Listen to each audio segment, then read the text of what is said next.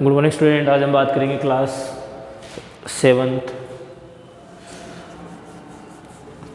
English medium subject science और chapter number अपना 11 चल रहा है, transportation in animals and plants, जिसमें पार्ट नंबर 9 है। और आज का जो अपना टॉपिक है वो एक्टिविटी 11.3 है। और कल की जो क्लास थी उसमें अपन ने देखा था कि जो transport of water and minerals किस तरह से प्लांट के अंदर ट्रांसफ़र होते हैं। वहाँ मैंने आपको बताया था कि कोई भी जो प्लांट होता है उसके अंदर रूट्स और लीव्स आदि मौजूद होती है, और रूट्स के अंदर रूट हेयर होते हैं जो सोइल के अंदर सरफेस एरिया को इंक्रीज़ करके आसपास की सोइल से वाटर को होल्ड करके प्लांट के अलग अलग भागों तक वाटर को ट्रांसफ़र करते हैं। और ये काम वस्कुलर टिश्यूज़ करते हैं। वस्कुलर टिश्यूज़ में जो अपना जाइलम होता है उसका काम क्या होता है, प्लांट के अलग अलग पार्ट्स तक, ब्रांच तक, स्टीम तक, लीव्स तक वाटर की सप्लाई करना। इसके अलावा सेकेंड वस्कुलर टिश्यू होता है फ्लोएम, जिसका काम क्या होता है, जो प्लांट लीव्स फोटोसिंथेसिस से फूड बना रही है उस फूड की सप्लाई कंप्लीट प्लांट के डिफरेंट पार्ट्स तक करना। तो इस तरह से जो मिनरल्स हैं या फिर जो वाटर्स हैं वो या जो फूड है वो ट्रांसफ़र होता है प्लांट के अंदर यूजिंग वस्कुलर टिश्यूज़। और वस्कुलर टिश्यूज़ में भी दो इंपॉर्टेंट टिश्यूज़ हैं, वो कौन कौन से हैं, अपने जाइलम एंड फ्लोएम। और अब अपन आगे बात करते हैं आज की क्लास में एक्टिविटी 11.3 की। उसमें देखिए, we would require a glass tumbler, water, red ink, a tender herb and balsam and a blade of activity. ठीक है, and blade for this activity. अपन क्या करते हैं, एक ग्लास ले लेते हैं, उसके अंदर एक बालसम का पेड़ लगा के उसके अंदर मिट्टी डाल के थोड़ा पानी डाल देते हैं, और एक ब्लेड और उसके अंदर थोड़ा रेड इंक भी डाल देते हैं। Pure water to fill 1/3 of the tumbler. उस ग्लास के अंदर अपन एक 1/3 पार्ट पानी डाल देते हैं, जो शुद्ध पानी होना चाहिए, प्योर वाटर होना चाहिए। Add a few drops of red ink in the water, और उसके अंदर आप हल्की बूंदे लाल रंग की भी डाल दीजिए। Cut the base of the steam of herb and place it in the glass, और बालसम ट्री की जो एक टहनी है उसको काट कर आप उस लाल रंग के 1/3 पानी से भरे हुए ग्लास के अंदर, टम्बलर के अंदर उसको लगा दीजिए। Observe the next day, does any part of the herb appear red, तो क्या हर्ब का कोई पार्ट अपीयर लाल हुआ? If yes, how do you think the colour reach there, तो कलर वहाँ तक कैसे पहुँचा? You can cut these stem across the look for the red colour inside the stem, और जैसे आप उस स्टीम को काटोगे बीच में से तो आप देखोगे उस स्टीम के अंदर भी रेड कलर मौजूद था। From this activity we see the water move from the stem, in other word stem conduct water just like the red ink. तो जिस प्रकार से स्टीम के अंदर जो लाल इंक थी वो पेड़ के अलग अलग भागों तक पहुँच गई, पत्ती के अलग अलग, टहनी के अलग अलग भागों तक पहुँच गई, उसी तरह से पानी भी हमारे प्लांट के अलग अलग भागों तक स्टीम्स या फिर जो जाइलम उसकी सहायता से पहुँच जाता है। Just like the red ink, minerals dissolved in water also move up the steam along the water. Water and mineral go to leaf and other plant through narrow tubes, xylem inside the steam. और इन stems के अंदर छोटे छोटे tube होते हैं जिनको जाइलम्स बोलते हैं। तो वाटर के साथ साथ न केवल वाटर बट जो भी इंपॉर्टेंट मिनरल्स, न्यूट्रिशंस एलिमेंट्स हैं वो सारे वाटर के अंदर मिक्स होकर जो नैरो ट्यूब्स जाइलम्स की हैं उसकी सहायता से प्लांट के अलग अलग भागों तक पहुंच जाते हैं। तो इस एक्टिविटी से हमें क्या पता चल रहा है कि जो हमने टम्बलर लिया उसके अंदर 1/3 पानी का गिलास लिया, मतलब ये कुछ इस तरह से अपने एक एक्टिविटी परफॉर्म करी है। ये आपका एक टम्बलर है, इसमें आपने 1/3 वाटर फिल कर लिया, इसके अंदर आपने रेड इंक डाली और इसमें आपने एक टहनी डाल दी, नीचे इसके अंदर रेड इंक डाला, और कुछ देर बाद देखा तो जो इसकी जो लीव्स वगैरह में थे जो रेड कलर मिला।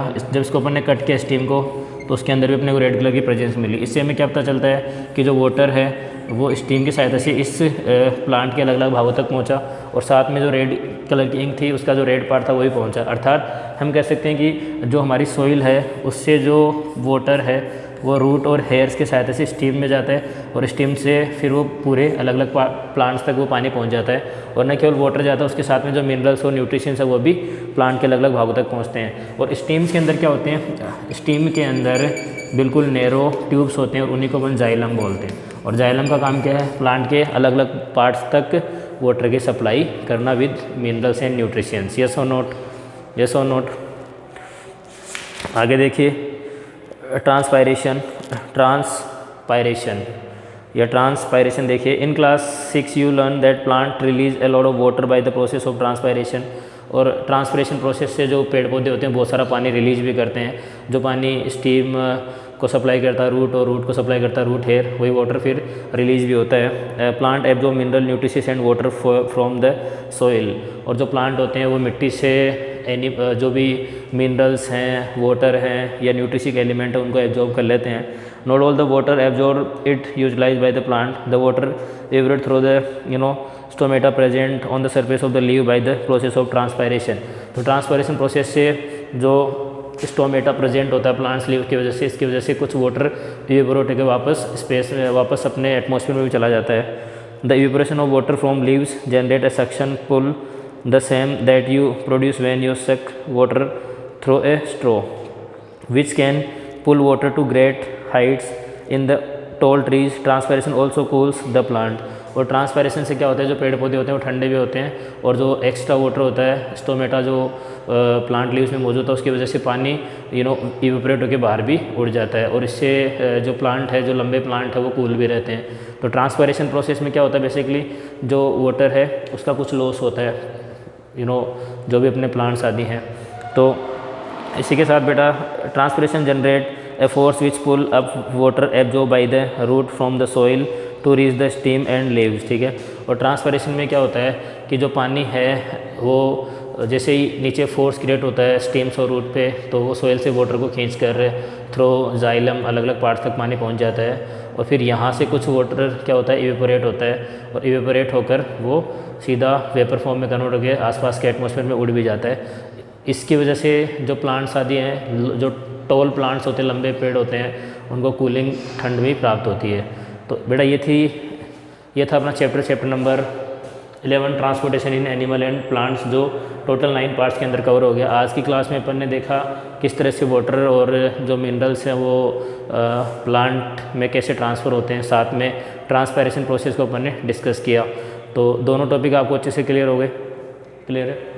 ट्रांसपायरेशन बड़ा ज़रूरी है क्योंकि अगर बहुत ज़्यादा, जैसे मान लो कोई पेड़ पौधे किसी हाईली वाटर एरिया के आसपास मौजूद हैं, तो फिर ज़्यादा वाटर की मौजूदगी की वजह से वो गल भी सकते हैं या वो जल्दी ख़राब हो सकते हैं। इसलिए ट्रांसपायरेशन भी एक इम्पोर्टेंट रोल प्ले करती है।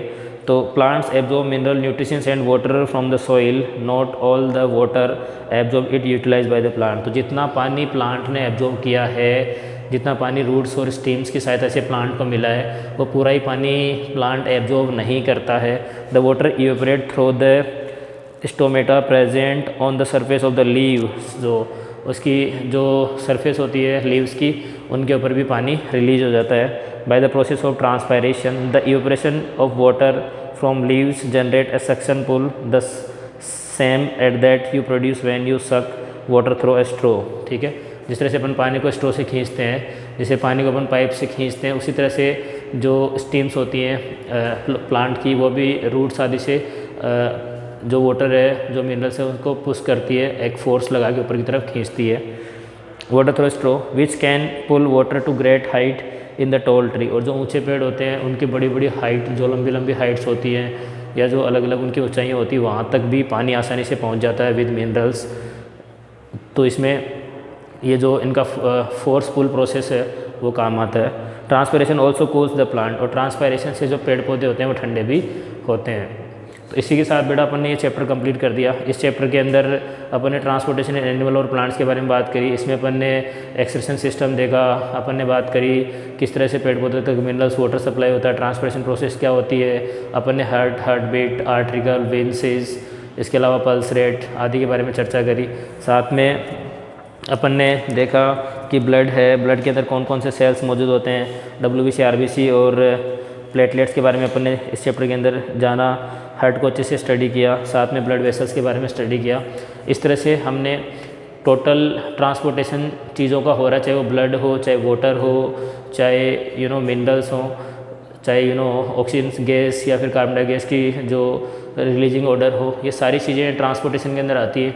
और इनको अपन ने एनिमल और प्लांट्स दोनों के अंदर अच्छे से कवर किया, किस तरह से ट्रांसपोर्टेशन कंप्लीट होता है। इसी के साथ अपना ये चैप्टर कंप्लीट हो चुका है। इसके क्वेश्चन आंसर जो NCERT बुक के पीछे के वो आपको करने हैं। ठीक है।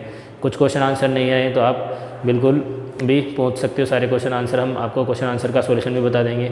जैसे अपने स्कूल ओपन हो जाएंगे फिर अपन इसका रिवीजन भी चालू कर लेंगे। अब अपना इस बुक के अंदर खाली एक चैप्टर बचा है, 7th क्लास की इंग्लिश मीडियम की जो बुक है तुम्हारी राजस्थान बोर्ड की, इसके अंदर अपने सारे चैप्टर कवर कर लिए हैं। कुछ चैप्टर्स अपन ने वीडियो लेक्चर्स के माध्यम से कवर करें, कुछ क्या लगभग सारे वीडियो लेक्चर्स के माध्यम से कवर करें। और पिछले 14 दिसंबर से जो लाइव क्लासेस हो रही है इनके माध्यम से भी अपन ने लाइव चैप्टर्स को स्टडी किया है। अब अपना खाली चैप्टर नंबर इसमें चैप्टर नंबर अपना बच गया, चैप्टर नंबर 10, जिसका नाम है रेस्पायरेशन इन ऑर्गेनिज्म। रेस्पायरेशन इन ऑर्गेनिज्म, इसके साथ अपने सारे चैप्टर कंप्लीट हो चुके हैं। उसके साथ में अपने सारे चैप्टर कंप्लीट हो चुके हैं। Chapter number 1 nutrition in plant अपन ने कंप्लीट कर लिया, न्यूट्रिशन इन एनिमल कंप्लीट किया, fibre to fabric, heat, acid base and salt, physical and chemical change, weather climate, adaptation to animal to climate, wind storm and cyclones, soils अपन ने complete किया। Chapter number 10 अपन Monday से start करेंगे। Chapter number 11 आज अपन ने complete किया, transportation of animal in plant, reproduction in plant अपन ने पहले कवर कर दिया। मोशन एंड टाइम शुरुआत में अपन ने स्टार्टिंग में कवर किया। Electric current and its effect, light, water precious resources, forest our life line and waste water story. ये जो टोटल 18 चैप्टर तुम्हारी बुक में है, इसमें से 17 चैप्टर अपन ने कम्प्लीटली कवर कर लिए। ओनली 1 चैप्टर, चैप्टर नंबर 10 अपना बचा हुआ, जिसका नाम है respiration in organism. Thank you बेटा।